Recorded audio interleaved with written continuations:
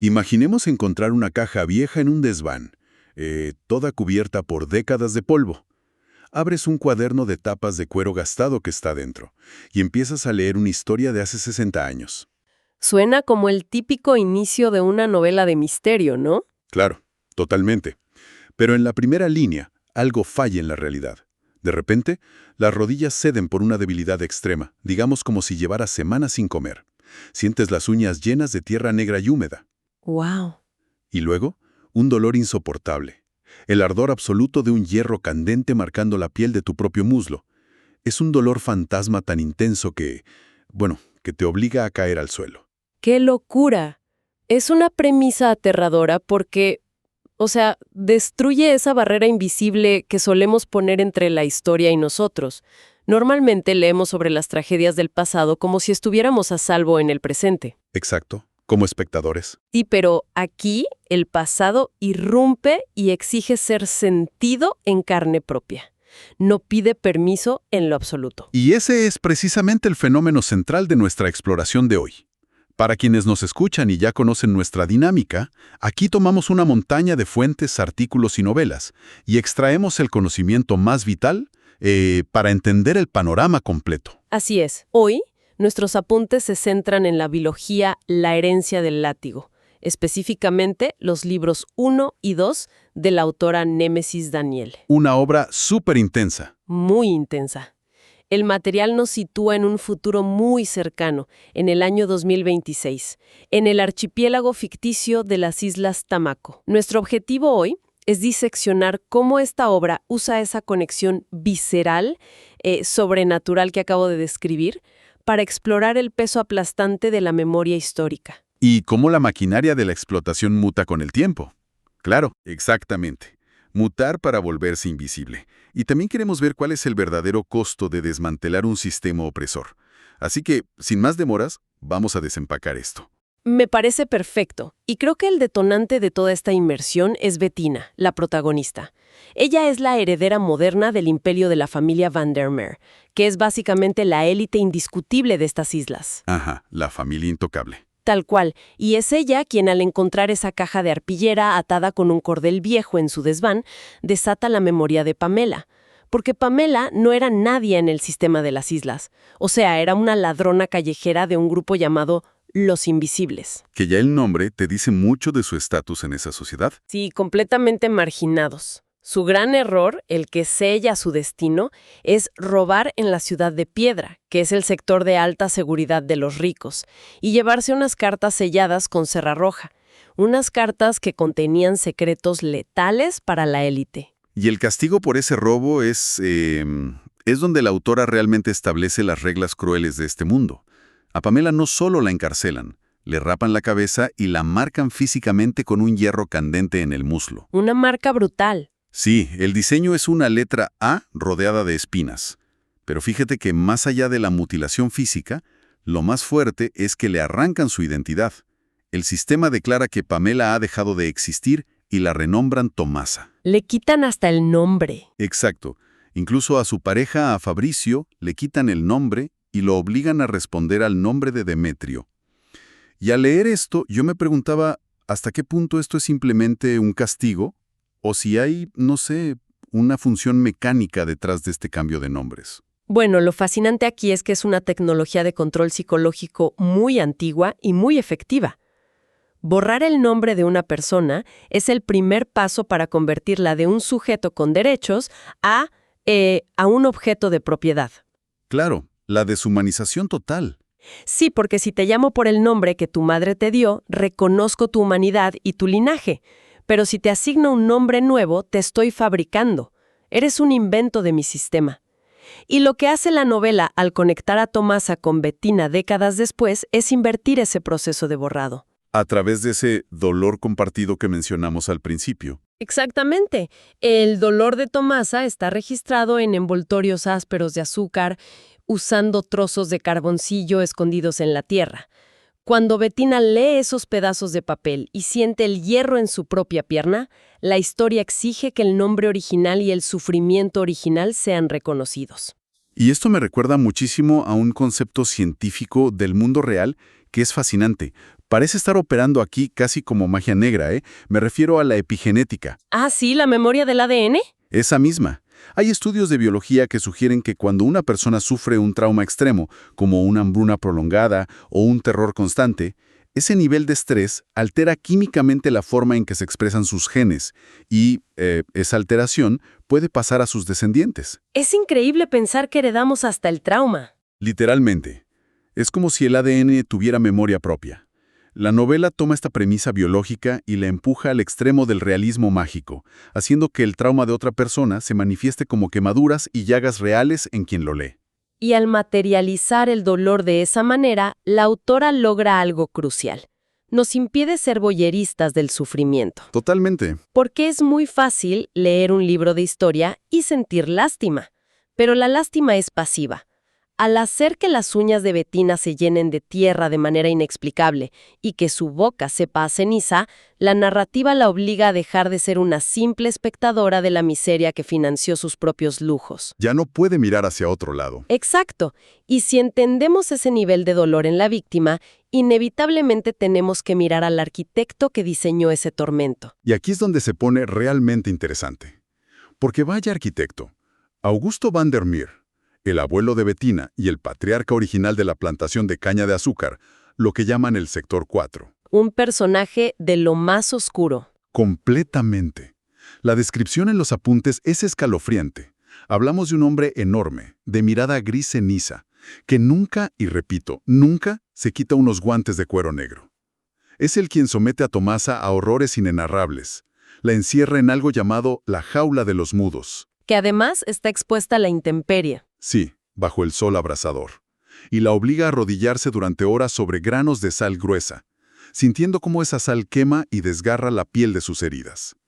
Pero hay algo que me genera mucho ruido sobre la logística de Augusto. ¿En qué sentido? O sea, desde una perspectiva fríamente económica y de negocios, que es como se supone que operan estos imperios, torturar a tu fuerza laboral hasta dejarla inútil no tiene sentido. ¿Por qué llevar la crueldad a un punto que afecta la misma recolección de la caña? Es una excelente observación. Y parece un error de cálculo económico hasta que comprendes qué es lo que Augusto realmente está cultivando.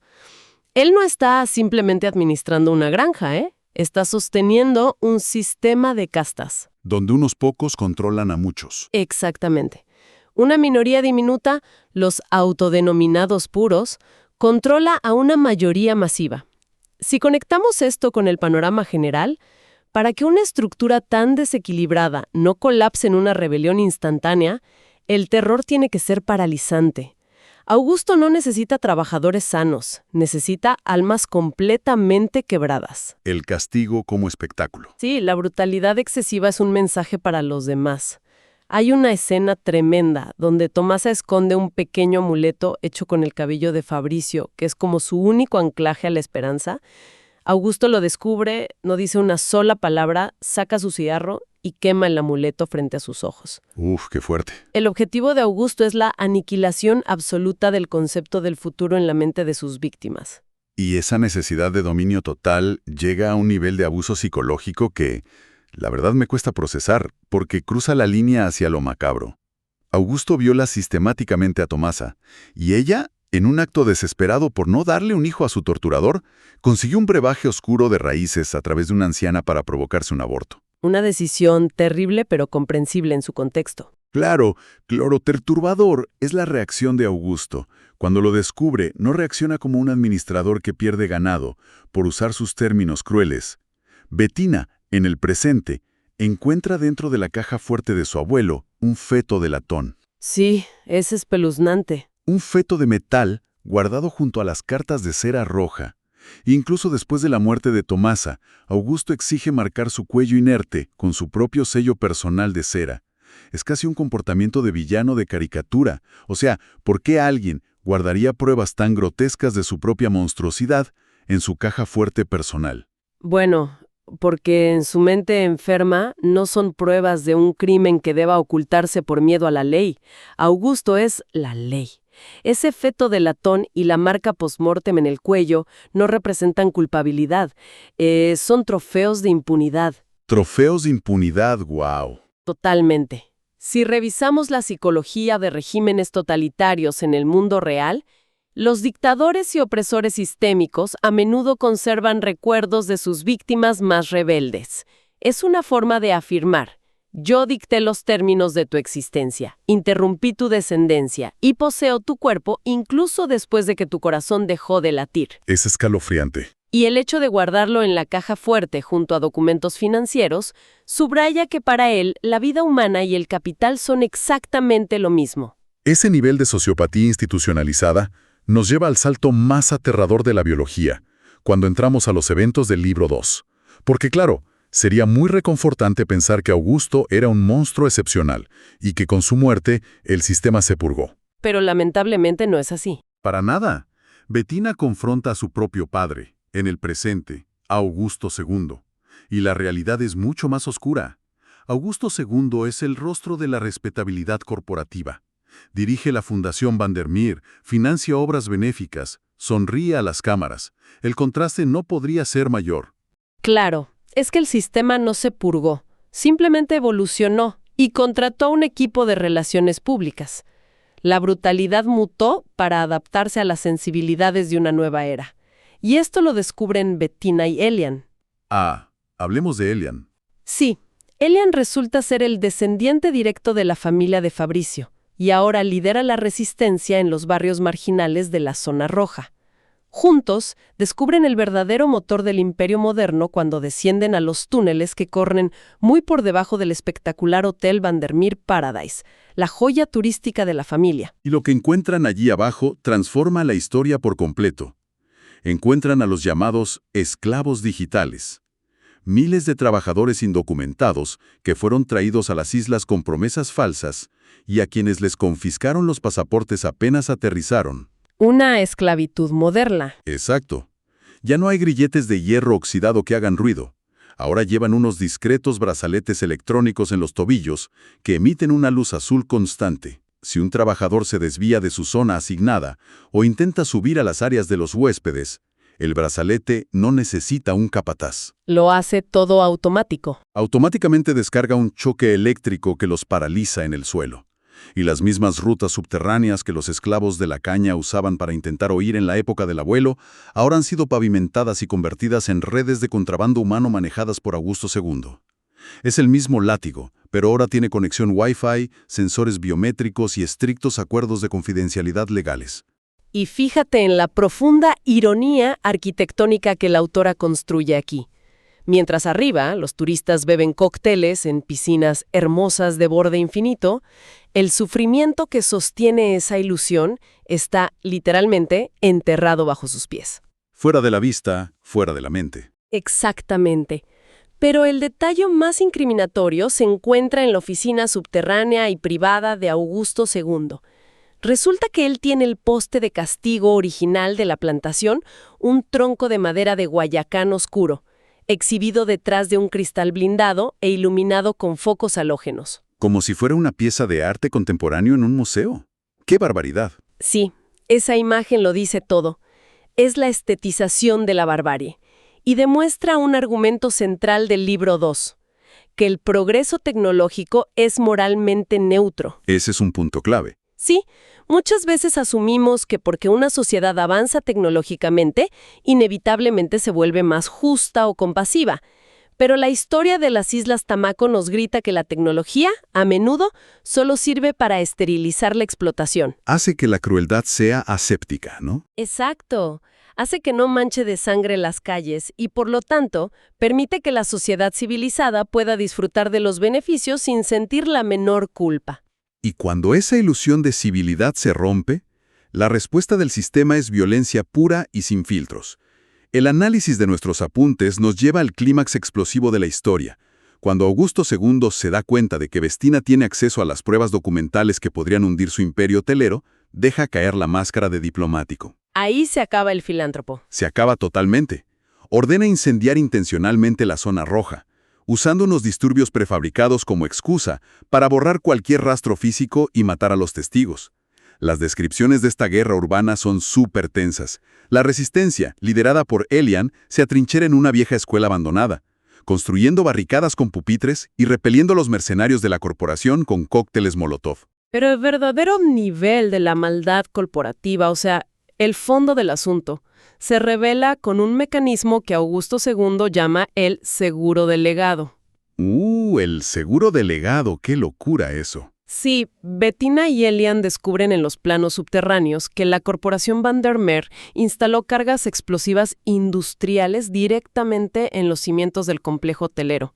Y estas cargas estaban enfocadas hacia los túneles de los trabajadores. Todo planeado desde el principio. Así es. El plan de contingencia de Augusto II era sencillo. Si alguna vez perdía el control narrativo o legal sobre la isla, detonaría las cargas, hundiría las bóvedas, sepultando vivos a miles de esclavos digitales bajo miles de toneladas de concreto. Lo que me pareció una locura de ese plan es la logística de diseñar tu propia destrucción. O sea, ¿por qué una corporación gastaría millones en construir un botón de autodestrucción debajo de su activo más valioso? Porque es la lógica terminal de la impunidad corporativa.